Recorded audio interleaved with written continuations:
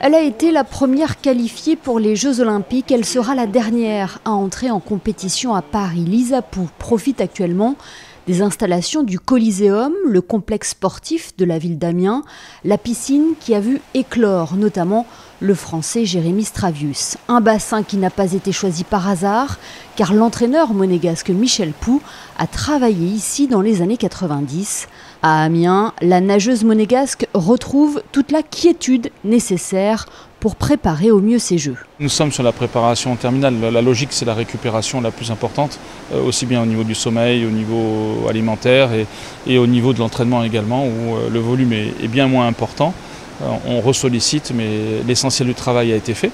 Maintenant, il faut trouver les petites choses qui vont faire que la performance sera meilleure jeudi prochain, même si les paramètres sont nombreux dans une course de 10 km, et il faut rester humble par rapport à tout cela.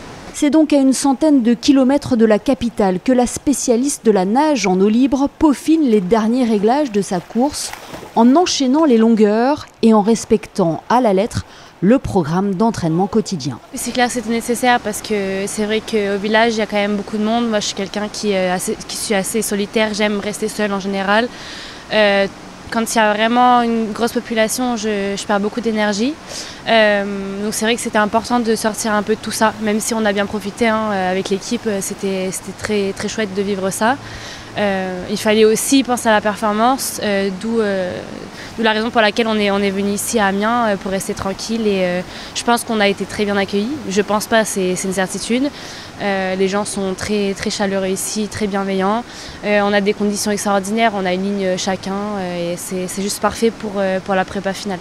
Et pour préparer au mieux cette échéance, Lisa Pou peut compter sur le soutien dans et en dehors des bassins de son coéquipier Théo Druhen, avec qui elle partage le rôle de porte-drapeau de la délégation monégasque. Je l'aide à s'entraîner dans l'eau et aussi moi-même à retrouver les sensations que j'avais pas avec les blessures que j'avais avant, et à nager techniquement bien. Donc ouais, ça permet comme ça. Cette semaine permet à l'aider, elle, et à m'aider moi aussi dans ma reprise de nage et de la technique après les Jeux. Lisa Pou rentrera au village olympique lundi pour entrer en scène le 8 août prochain.